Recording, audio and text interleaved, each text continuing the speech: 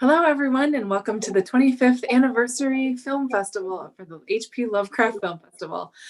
We are here with Chad Farron, the director and writer of H.P. Lovecraft's The Deep Ones, along with some of the cast members, Timothy Muscatel, Robert Miano, and Sylvia Spross, and Kelly Maroney. Hello, everyone, and welcome. Hello. Thank you. How are y'all doing tonight? Good. We're excited to hear what the audience has to say about the film. You're the first one seeing it in the U.S. So. Oh yeah, so this was the U.S. premiere. You guys all got to see The Deep Ones before anyone else in the United States. So thank you for trusting us with your U.S. premiere. Well, you're one and only. I mean, can't beat it, you guys. It seems like the natural place for you to have your U.S. premiere is at the H.P. Lovecraft Film Festival. I mean, clearly you're a Lovecraft fan, and it shows.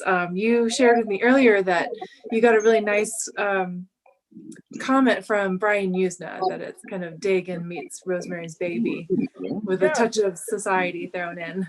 I'm good friends with Evan Richards, Society, and he got it to Brian, and Brian watched it, loved it, gave me a great quote that I just got a few hours ago. So it was really kind of exciting right before the film premieres to get this great quote from the master, Brian Usna. So. I was going to say, this just happened, right? Yeah, I just got it like a few hours ago. Cool. Excellent. So, I mean, we don't see a whole lot of, movies with a bit of a budget with, very obvious Lovecraft storyline through it. I mean, we get them, but they're few and far between.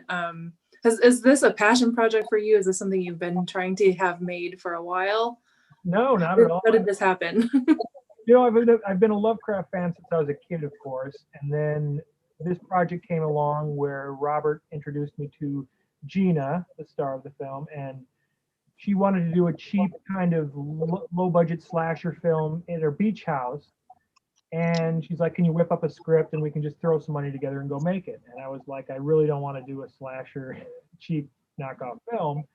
And when I saw pictures of the location, I just instantly thought Lovecraft. I saw the ocean, and I'm like, and I've always wanted to do a cult film. So it kind of spurred something in my head, and I started rereading Shadow in Innsmouth, Call of Cthulhu, Dunwich Horror, just kind of refreshing myself and appreciating them even more now that I'm older, and just incorporated it into this script, and it wrote itself really, and it was really something that just kind of came together naturally with the location and the money we had, and this love of kind of new discovery of Lovecraft now that I'm older, and appreciation for his work, and we were off and running.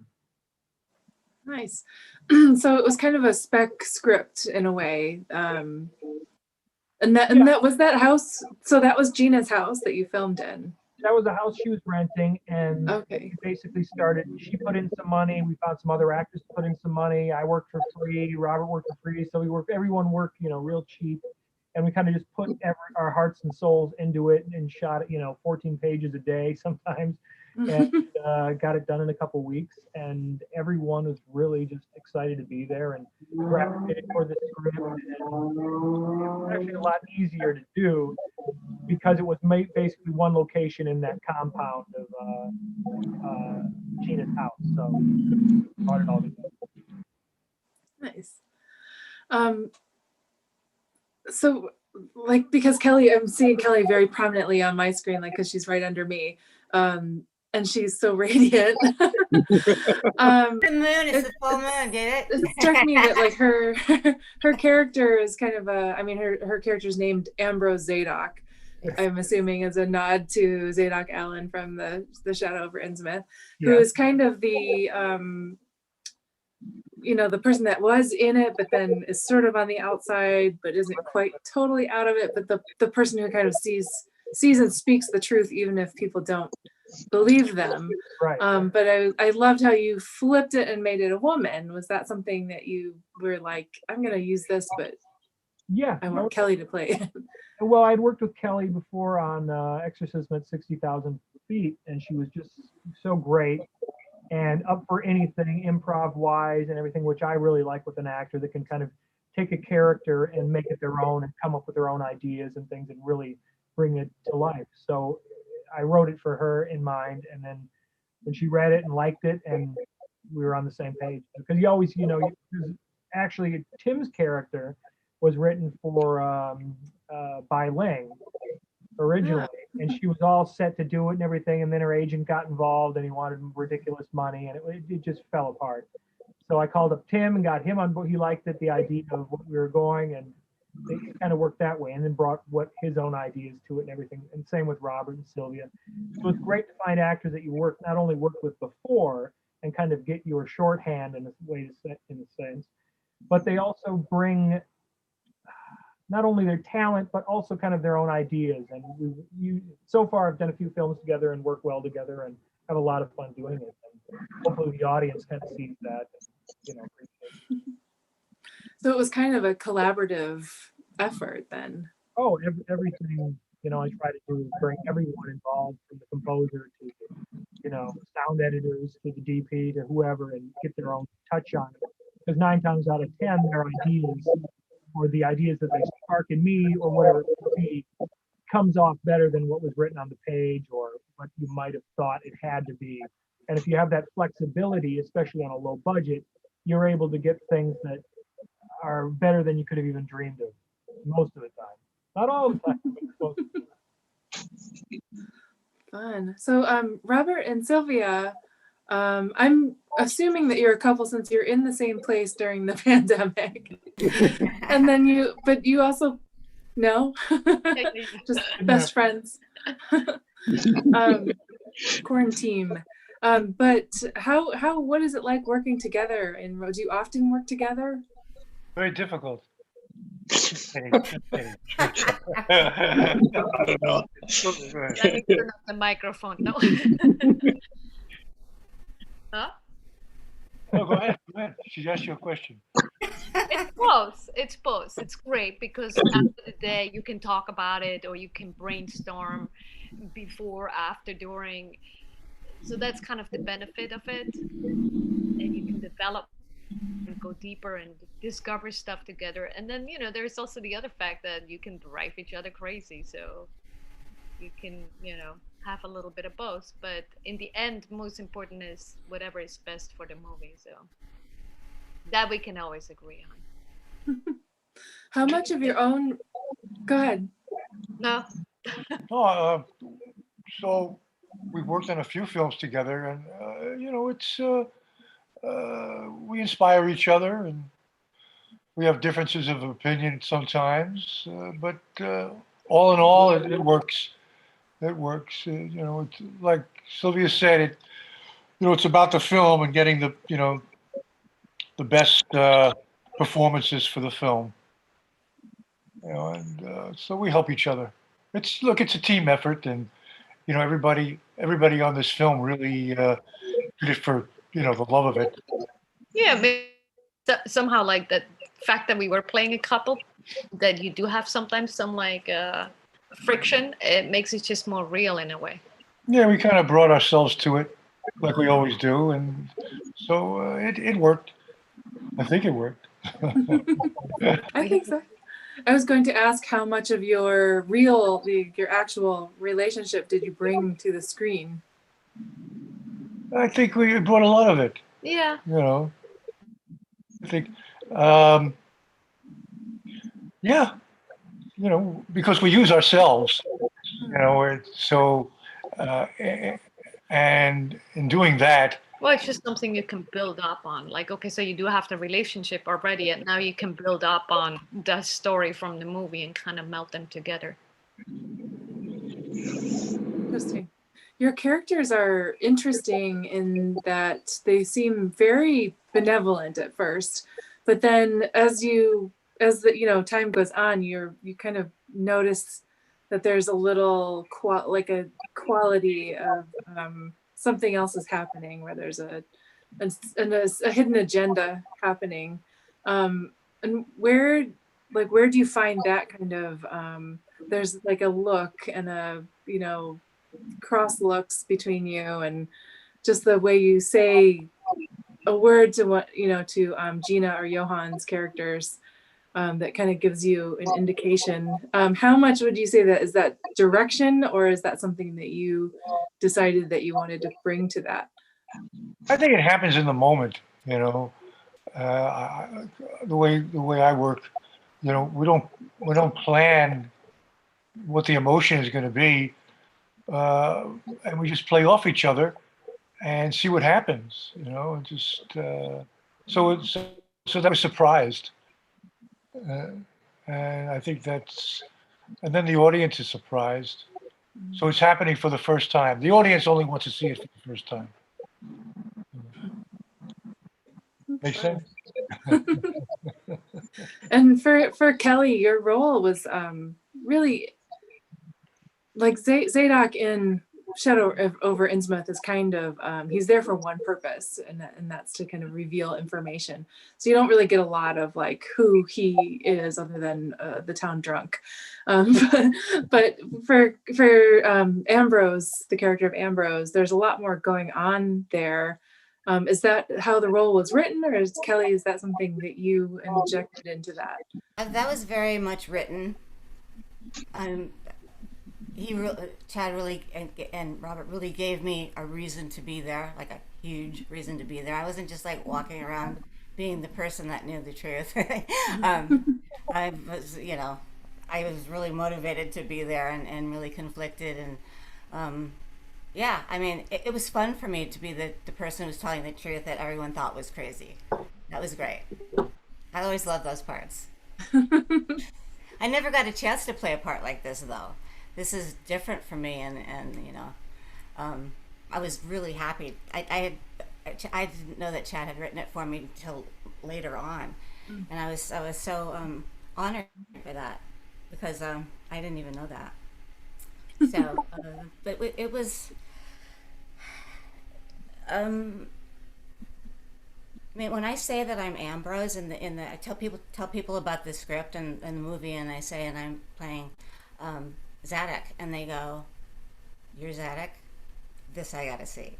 And that was my first reaction too. I went, "That's awesome! I have to do that." I read the script and I was just blown away, and I just thought, this is really, really, really good, and all the characters are good, but I loved mine. And but I was afraid. I thought, well, we're gonna need like $20 million to shoot this, because I'm thinking in 2019 you need special effects and all that. And actually, there's it's not really true, because there's a real tendency towards practical effects. And I would say, we're gonna do this movie and it's gonna be practical effects, and people would. So I think we did the right thing. Chad did the right thing. I had nothing to do with it, but no, we did the right thing. It's fun to see you in that role, because it's such a departure from a lot of the other roles that people know you for. Right. Yeah, I'm usually the smart aleck with the gun. Of some kind, a weapon of some kind. I mean, it's fun to play the final girl, but these parts too are. I started to work on it, and I thought to myself, this is probably the best material I've maybe even ever gotten to do. Wow. So scary. I was really. And then when we went and shot it, it was like we shot like twice, and then it was done. And I went, "Aren't we gonna like really work on this?" They go, "No, we got it." I was like, "Oh no." But I am used to that, and I should be used to it. But I still, in my mind, I sort of thought it was going to be, we're going to be there all night or something. I don't know what I thought, but I was a little bit surprised. But that's better, because you don't want to work it to death either. It's going to be what it's going to be, So. There's that lovely moment when you're talking to Gina, and the cop rolls by and the camera kind of sweeps up, and you're like, "Oh no!" Just the sheer terror in your face is so great. What I love about it is actually, because you don't know why I'm like that yet, it's funny. I thought it was funny. I laughed when I saw her make off like that. Then you realize that no, she's actually she was probably wise to be afraid of that guy. But I just thought it was funny. which I didn't expect. A lot of the humor in this and the warmth and the good naturedness, I didn't realize what was going to be there till I saw it, and I just think it felt like being on the set again. The vibe of it all, because when I was there, it just sort of seemed like the whole production was sort of it was there's a kind of, I don't want to, blessed is kind of an overused word, but it just sort of felt like it was very synchronistic. And then when I watched the movie, I thought, because I didn't get a chance to see a lot of it, so it was my first time seeing many of the scenes, and I just thought, oh, there's a sense of humor in here, and there's a lightness, and there's a lot of things that I thought, well, yeah, of course, I was on the set. I should have known that. Very nice. Thank you. Timothy, your character as the doctor, I guess. And Chad, I want to ask you about this too. So it was originally written for a woman, and then you have Timothy come in, but then you dress him as a woman. Is that instead of just making it a male doctor? Tell me the thinking behind that. It was, I'm a huge fan of Match Game, of course. So Gene Rayburn is where the name came from. And also I'm a huge fan of B. Arthur, and I wanted B. Arthur. If I couldn't have Bai Ling, I wanted B. Arthur. And seeing B. Arthur's dead, I'm like, Tim, you're gonna have to become B. Arthur. So that was, for me, that was kind of the thing. But it was also one of those things I didn't want. To me, a woman needed to be more comforting to the Alex character, whereas if a guy came in there, it just seems like it would be hard for her to talk about having an abortion or a miscarriage and those things. And I thought, a woman, especially an older woman with a little strange looking, would be more comforting in a sense. Because usually if you see like a big old, like in school, the fat librarian with the curly, it was always more friendly than some. To me, as a kid growing up in a Catholic school, it was always the heavier set or strange looking or something off was always had a more warmth to her and more approachable as a kid that you could confide in or you could do those kind of things with, instead of someone with a strict skinny bird face or something would be kind of off-putting. Whereas it comes back to my Catholic upbringing, I guess, where gray-haired nun with a heavier set and just more B. Arthurish was more welcoming to me, and I felt that the character of Alex would have more time confiding with the doctor who was more approachable. Hence Tim. Well, I knew when Chad suggested it, the performance would potentially be polarizing. The comparisons to Mrs. Doubtfire is inevitable, but I decided, I made a conscious decision that this was an ancient being that decided to take this form as this matronly human being. And that was what this ancient being's idea of this matronly person would look like. And maybe didn't quite get it right, Can I add that? Yeah. We stayed in an Airbnb together. And it was a surprise for the cast who's going to play that role. So we didn't know it was going to be. That was a secret. But then one day he disappears in the bathroom for a really long time. He started shaving. Yeah, there was a lot of hair. There was hair everywhere. I'm follically blessed. And he started all those different kind of masks. It was so funny. I just had to add that. and the Spanx and all the other good stuff. So we have shown this movie, but we immediately, when we saw that, immediately thought of Asylum of Satan. Oh, sure. Which is the old William Girdler film where Dr. Spector has the assistant, what's this, Martine, the assistant Martine, who is clearly Dr. Spector cross-dressed as a woman, but the same kind of gentle voice and soft movements and that same kind of comforting presence, I think. Sure. Was accomplished in there. And what you said makes a lot of sense, that people that are not necessarily like molded perfectly in the perfect like normal shape seem to be more appealing for people who have suffered trauma, No. because there's that element of like, okay, there's something not quite right with you either, so I can open myself up to you. Well, I think especially people that have some psychological damage, whether it be, you know, a miscarriage or you know, a tragic accident as a child or whatever it might be that sticks with you. You might look perfect or good on the outside, but inside you're so messed up that you're looking for someone who's defective on the outside that you can kind of gravitate toward and share some kind of connection in a sense. And I think for Alex, there's a, because most people are like, well, why wouldn't she run from this, you know, person? But I think there's something that some people that I'm, you know, personally damaged all to hell. So for me, I'm able to take those things and connect with certain people, whether it be just a mental thing or a physical thing, that people might wonder, why is he friends with that, you know, 800-pound bedridden, you know, eyeless person? And it might just be because whatever it is, we have a connection, whether it be a spiritual one or a past life, whatever it might be, they gravitate toward it. That makes sense. Well, and I think there's a lack of like, you don't feel like you're going to be judged as harshly, maybe. Right. I think so. Where in the sense she's probably being judged harsher because he's this mythical alien that is, you know, ulterior motives for her body.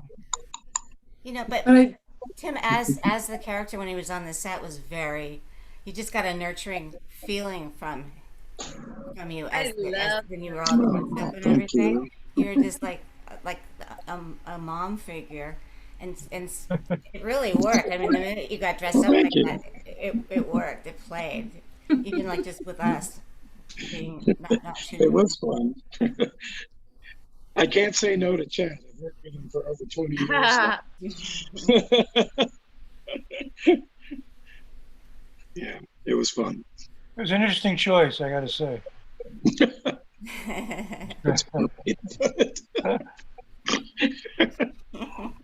He's drinking it. But it goes back to if again being flexible, and the same thing with when Bi-Link drops out, it's being open to something that might be better in the long run.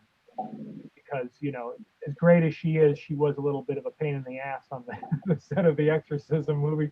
So, and that had quite a bit more of a budget that could accommodate someone's needs more so than this film could. You know, someone especially that's used to their own trailer and catered meals and these things that are a little above our budget would find certain things a little discomforting and might affect the performance anyway, and, you know, could again bring a negativity to the set, like when Kelly says, and we all had a good time, and that energy went across the screen. The opposite can be true if there's an actor or a crew person or someone who is unhappy with what's going on, whether it be, you know, the food or someone else in the crew or the script or whatever it would be, and then they kind of just start being a bad apple and spoiling it for everyone else. So luckily, we had just such a great time with everyone. Tim was a queen. He was very easy to get along with. I have He to was say. so difficult. The easiest guy on the set to get along with. What a pain in the ass. As long as there's no green M&Ms at craft service. It's in my contract. Oh my goodness. So you were able to really kind of spend the money on the production rather than on everything that we had went on the page. And another thing that worked really well on this is finding actors who also became investors. So they'd throw in whatever, you know, they had, and, you know, really felt invested not only in their character but also in the production by putting, you know, whatever it might be, 5,000 here, 10,000 here, whatever it is, that not only helps with, you know, paying people, of course, but it also gives an actor a feeling that they're part of something even beyond the performance, whether it be, you know, suggestions on the script or even distribution. Their input is welcome, and it's kind of a family kind of affair. And in a sense, it's kind of like a commune where Kind of a everyone co-op. chipped in not only with their performance but with, you know, ideas and money and thoughts to create, the best thing that could be created under the circumstance. And I think that shows whether because there's going to be people who hate it and there's going to be people who love it. I don't think there's going to be many in betweens, and I've never had the luck of making something that was universally loved by everyone. It's always, I hate this with a passion, or I love this with a passion. But unfortunately, most of the people that hate it are the ones more vocal on IMDb or things like that. And the people who love it are just kind of, they keep their mouths shut, unfortunately, because I think that's a big part of a film's success is, in a sense, going viral with people who really love it and share it. Hey, you should see this. It's really great. It's interesting. It touches on Lovecraft in a way that, is rarely touched upon, where it kind of follows certain things to a T and other things it kind of branches off on and kind of make it its own thing. And, I'm hoping that is what the audience sees and kind of delivers, out to let everyone else know that, hey, you should check this out. Or if they hate it, keep their mouth shut. Say anything. Got nothing good to say, don't say anything at all. Exactly. But at the same time, a good bad review is always fun. If it's a well-written thing that dissects something perfectly, it's kind of like, ooh, that's interesting. But if it's someone that just says this is the worst piece of shit ever made, I find fault in that, because Richard Band's score is amazing.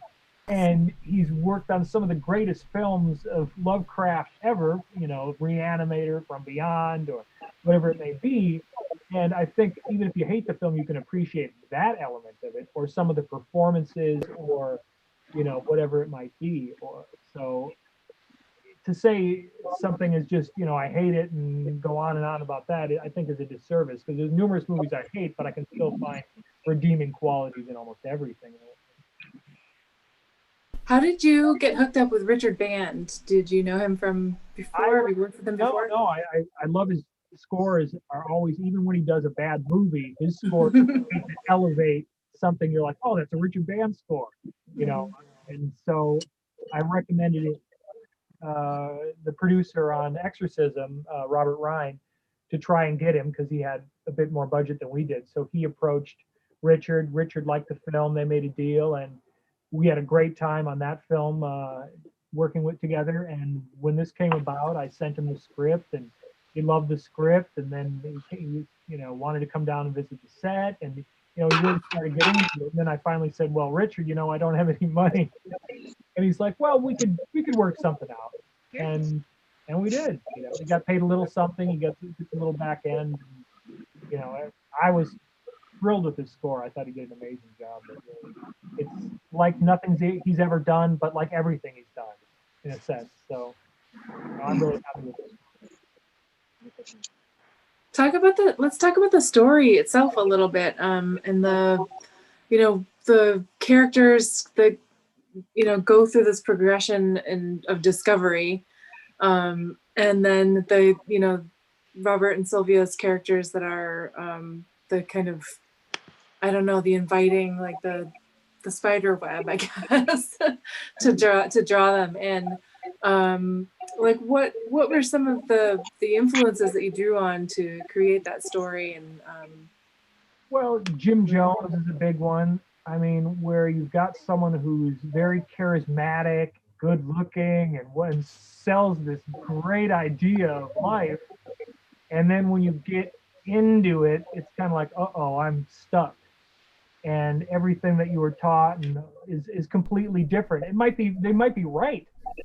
Robert's character and all these people, they might be onto the right thing, but until you've been infected by their presence, you're kind of, once you're in the web, you're kind of scared, what's going to happen. But once it's in you, there's no turning back. So to me, it was kind of like the Jim Jones thing, where you drink the Kool-Aid and everything's great, and then you're like, oh God, I just drank a mouthful of poison and I will be dead soon.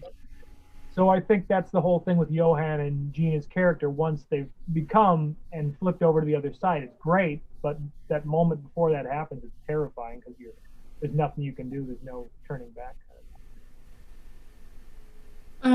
So the movie contains some disturbing scenes depicting, basically there's a rape scene at the end. And did you have any ethical considerations with putting that in the story, or did you feel like that was just something that the story needed and No, it was to me, organically there? you know, some of the films that really had an impact on me, I Spit on Your Grave, or Straw Dogs, or things that are like, you know, seeing them as a young kid, or Deliverance. It's like you see these scenes of it, just wow, and it makes such an impact that you're kind of scarred as a young child. So to me, a lot of my films have that kind of underlying theme, I guess. And for this, it was just kind of to, so you know, it originally had Sylvia's character, her rape in the opening, and it was so much for me. Once I cut it together, I was like, oh, this is even too much for me, and I wrote it, and it was all planned this way. It just took me completely out of any mystery with the film, and it was just hard to recover from that much of an assault to the sense. So it, once I cut that out, you know, and changed it around and moved it around and kind of turned that, it helped it build more of a mystery into the film. But for me, the idea of rape is really one of the most vile things, and really one of the most terrifying things. So, especially from a sea creature. So to me, it was kind of like, you know, Creature from the Black Lagoon meets Universe was one of the ideas that spun in my head. So the idea to have a scene that was just so hard hitting, important for me to, for whatever reason it might be. Just But no, I have no ethical qualms about anything except maybe, you know, animal torture is the only thing I would never show on film. okay. So there's effects question. You had there was like a really awesome monster at the end. Who built that for you? Jim Ojala, who I had worked with back in my trauma days, and he got bigger and bigger, got his own shop, and we kind of kept in touch and always wanting to work together on something, and nothing kind of fell into place. And it was one of those things where once the script was done, I sent him the script and said, hey, what would this cost to do it? You know, and, you know, he budgeted a little high, and then I rewrote it and he came down. And so it was a thing of kind of finding the sweet spot cost wise to do it all practically. And we finally found it by taking some of the effects things out, and he had a suit ready that he basically modified and kind of brought a whole new dimension to it that saved cost. And you know, he did an amazing job. Once I saw it on set, I was blown away. I mean, and the glowing eyes, of course, was a nod to the film Chud, which is another one of my Corman favorites. And you know, that when I saw it, I was knocked out. It was the day of filming that I saw it, so there was no peaks beforehand. So it was if I had hated it, I don't know what we would have done. But he did a great job, him and his team, and I loved it. There's a question in the chat from 4 Mile. There's a period look to the film that really fits the material, especially the kookier cult elements. How intentional was it to evoke that 70s, 80s feeling? I mean, that was 90% the house, which was, you know, had this kitschy kind of 60s vibe with some 80s and 90s, you know, accoutrements. But it was, you know, the rotary phone and record player. Those are all kind of my knickknacks that I love to throw in because I still have a Betamax player and a Laserdisc player, and I'm a pack rat when it comes to old technology and things like that, and I like to sparkle it in every film I do. But you know, most of it was kind of just there as it was. And Ray, who did the costumes, she kind of had a sense of, you know, a 60s vibe that she picked up on the script, a feeling that the script had that I guess kind of, you know, I'm a big fan of Kolchak, The Night Stalker, and all these kind of 70s movies that, you know, you might have seen on TV, you know, Trilogy of Terror, or things that kind of make an impact that were new at the time, but when you see them now, it's got that 60s vibe. So for me, visually, is, you know, just kind of packing it with things that I liked seeing as a kid and whatnot. So there's a lot of unconscious things going on when it comes to decorating things. Where like, oh, I've got that at home that I saved for 40 years. To me, it's not old and kitschy or 60s in a sense. It's just kind of what I have, and it fits in there. And if people pick up on that, great. And we actually heard that from another reviewer in England who said that similar thing with the colors and the 60s vibe. And I'm like, oh yeah, sure, we can plan that whole thing. But in a sense, no, it was 90% luck was a lot of it. Interesting. So there's another scene where there's tentacles involved, and that's with Sylvia. Can you, Sylvia, tell me about that experience of, how was that done? So did you actually, was there practical effects and things like? You mean the one with the glowing eyes? No, with the tentacle coming out of your underwear. Like when you're on the boat. Eyes too, though. Yeah. Well, first they had to do my eyes. So they closed them and then they put something on top of my eyes and then they closed it. Then they started painting it.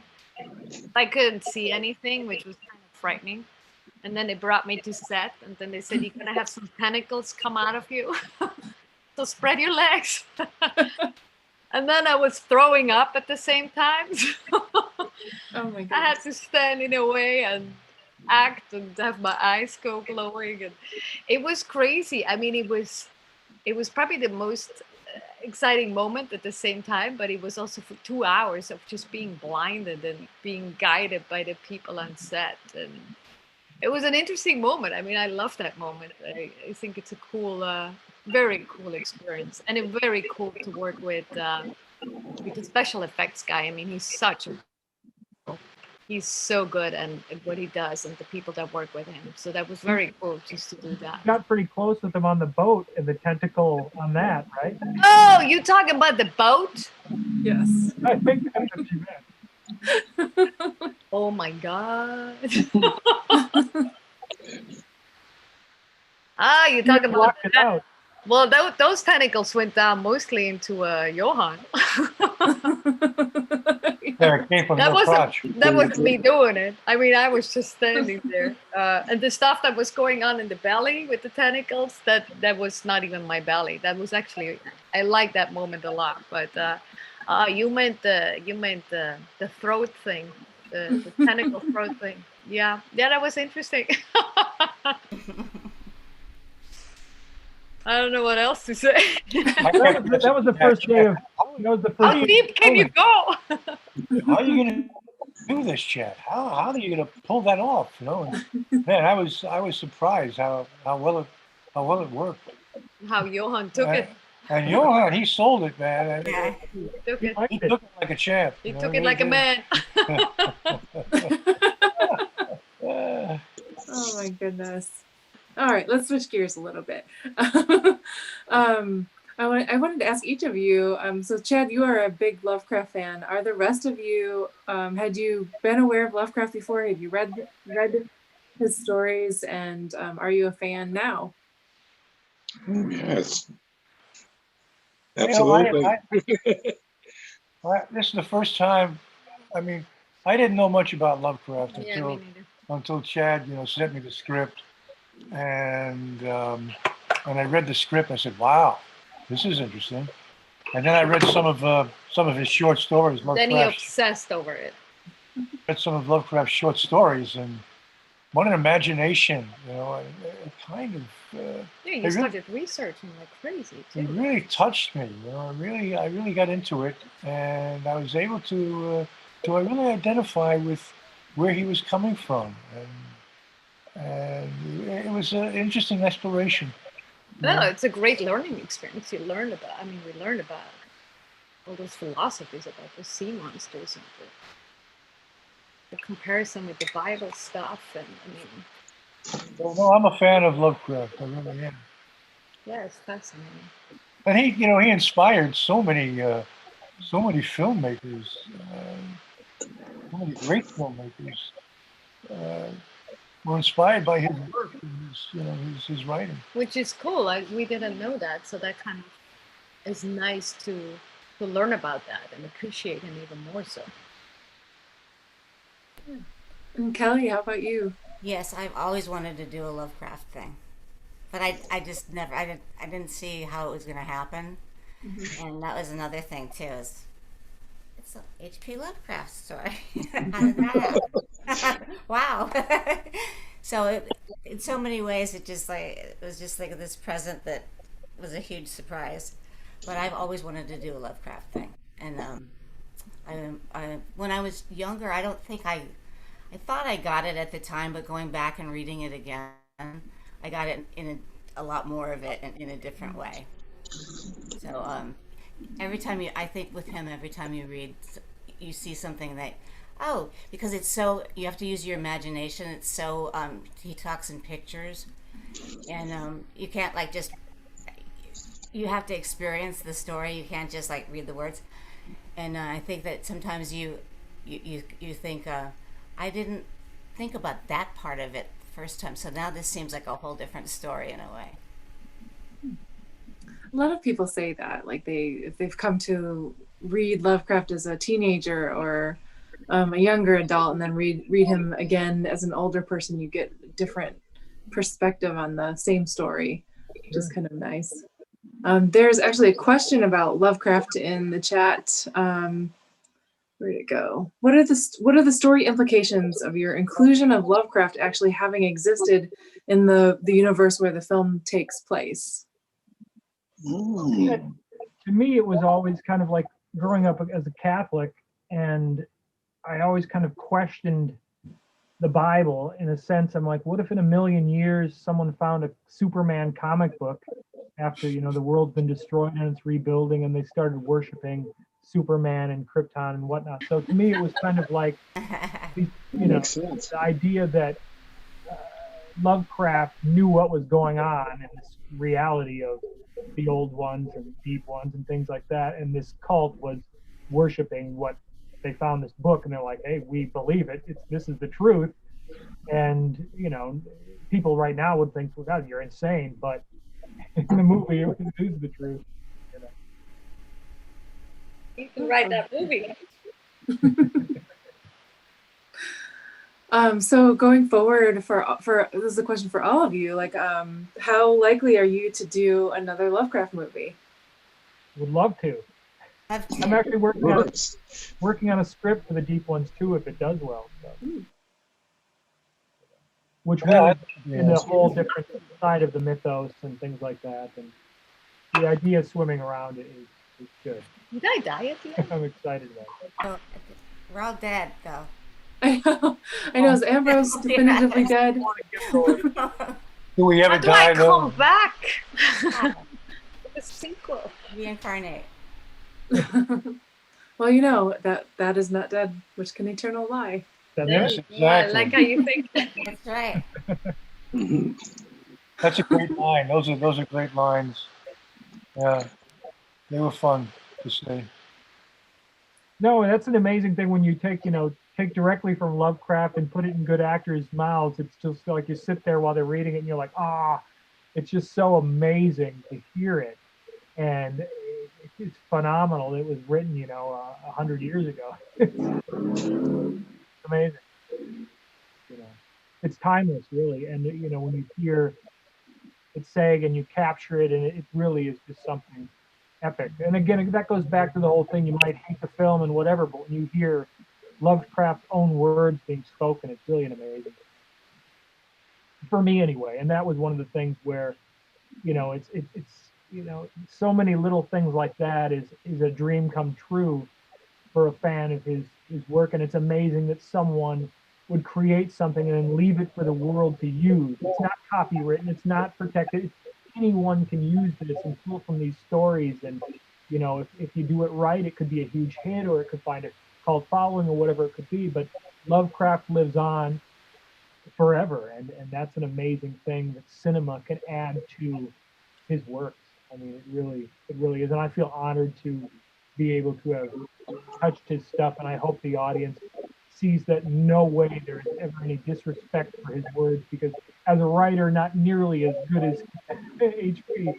It's just phenomenal to be able to touch his writings and bring them to life on the screen. And it's something that really, if I died tomorrow, I would have accomplished and a monumental feat in my own mind. So it does seem like there's obviously with Lovecraft Country coming out, and Richard Stanley's Color Out of Space, which we hosted the Pacific Northwest premiere of last year. And there's a film coming out with by Andy Collier of Barbara Crampton, Sacrifice, which is also Lovecraftian, and she produced a Castle Freak reboot that's supposed to be coming out. What do you think is in the air with all the Lovecraft, suddenly all these Lovecraft influenced and inspired films becoming a little more visible? I think everyone's, just kind of catching up to him. They're just seeing something that, is needed. His worlds are just so beyond what's going on right here and now. So it's kind of like we need kind of a respite from the chaotic world around us right now, and nothing's more chaotic than a Lovecraft world. So I think that might be part of the reason, and just that it's so timeless and great, And I think a lot of originality is dead, unfortunately. You don't see many. Everything's a remake, a reboot, or based on something that it's like the originality is kind of hard to find. And when you do find it, you grab onto it. But even the original things, you can find little pieces of Lovecraft within them, or Hitchcock, or whoever it might be.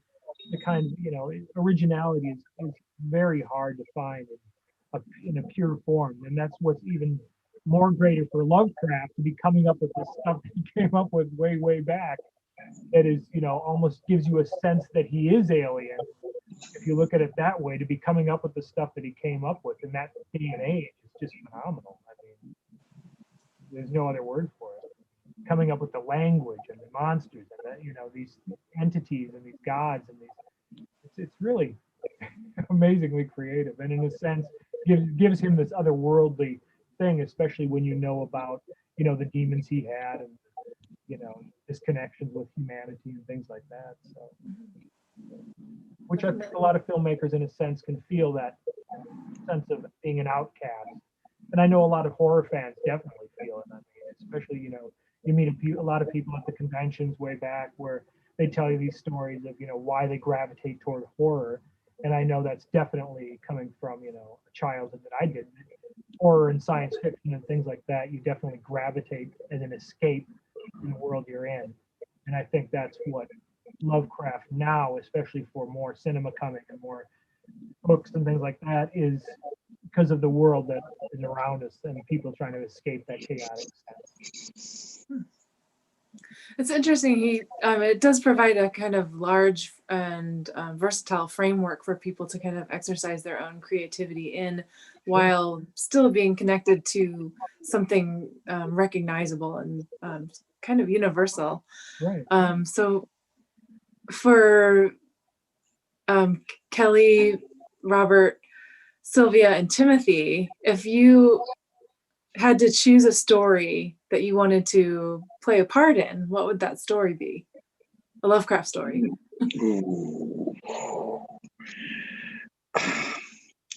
It's funny, we were talking. Lovecraft is not only taking over films, it's taking over a lot of media. The strangest thing was I was actually playing this, Call of Cthulhu, the day Chad called and asked me to play this part. And I would love to do a film adaptation of this. And there's another, I'm a gamer, another one that came out, The Sinking City. Mm-hmm. Would definitely be something I'd be interested in participating in. I love cosmic horror, so any variable of it would be welcome. How about you, Robert? Question. I have to really think about that. How about Kelly? Do you have an? I barely allowed myself to think I'd ever get to do Lovecraft, so I never got to. And I'm going to do this story, but it was such an amazing experience to be a contemporary story, a contemporary character, and yet when those words came out of my mouth, I don't know if you guys felt that way, but it was a wild experience. And anything where I get to say a lot of his words would be great. I'd like to do a period piece. I don't know if I'll get cast in a period piece, but I would like that. But it was amazing. I can't, because there you are in the present day, and yet these words come out of your mouth, and they're 100 years old, and yet they're not, because you. It was amazing. It was a mystical experience, kind of. Was that a I like difficult that. thing? I was gonna say, I was gonna ask is if that was that a difficult thing to make. You know, sometimes his language is a little flowery or antiquated. So was it hard for you to say those words while still maintaining like the character's modernity? I Not thought really. we. For me, the the words, the story, I kind of identified with. Because I feel that we are connected to that, uh, to the to the other worlds. I really believe that that's part of us. So I just made that part of I just believed it. And when I believed that I was part of that, and that was part of me, it was easier to say the words. So it was coming from what I believe in. I do believe that it's quite possible that we are of another world. You know, that we've been, uh, put here, or that we've been crossbred, with an alien culture, Nibiru, or the 12th planet. What is it? The Anaki. And and that to me was real. And I still think that that's a possibility that we are part of uh, that cosmic universe that Tim was talking about. How about you, Sylvia? Do you have a favorite story? Well, honestly, I just looked it up and I'm like, wow, the Cats of Ulthar sounds really interesting. I like that. It's a short story, but it could be done. Mm-hmm. For sure. Well, excellent. Well, you have to get Chad to write you a short film. Yes. Well, a long film. For the Cats of Walthar. The series, plenty of short films together. But no CGI cats though. No.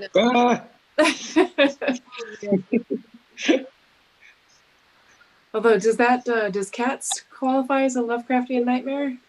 It's a forbidden law to kill the cat. Okay. Yes. So it's like, why would you not be allowed to kill a cat? What's up with the cats? I think it's more H.G. Wells. Dr. Moreau. Nice. Well, I want to thank you. I feel like we're kind of winding down, and it seems like a good place to wrap up. And it's kind of late too. So, I mean, I could always talk more about Lovecraft, obviously, but I'll have to save some for tomorrow, Gwen. But I want to thank you so much, all of you, Kelly, Sylvia, Robert, Timothy, and Chad, for being with us tonight. Your pleasure. Thank you. Thank you. Yeah. We look forward to seeing all of you in more Lovecraft movies, and hopefully they'll be playing here. Once you start talking about Lovecraft, you can't stop talking about Lovecraft. So I hope you do. I hope we see you again too. Either way, I want to come to the festival, whether or not I have a movie in it. You're always welcome. Love to have you. The good thing is I had a great meeting with the distributor today for this film. So, and they, one of my big things was putting it in drive-ins and kind of, building something to it. And they seemed hip with that. So fingers crossed that goes through. And then that to me would lead to another Lovecraft film for sure. And then we can join you next year and with a brand new Lovecraft film. I love it. It sounds like a good plan to me. Good to see you, Gwen. Thank Good you. to see you. Thank you so much.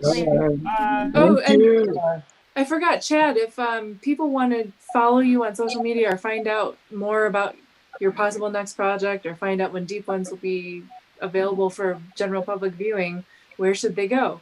We're on Facebook. You just put in H.P. Lovecraft's The Deep Ones, or go on IMDb. That's got links down below for every Twitter and all that kind of stuff. So follow us and like us and do all that kind of stuff, because the audience is the one that helps build the whole thing. So the more people out there singing praises, or at least just, you know, liking us or tweeting about us or whatever it might be is great benefit for independent film. Excellent. Thank you. All right. Everyone in the audience has your marching orders. Tweet and spread the good word about the deep ones if you liked it. And if you didn't like it, just keep it to yourself. All right, everyone. Good night. We'll see the rest of you tomorrow. And Bye. Bye. stay safe. Thank you. Thank you.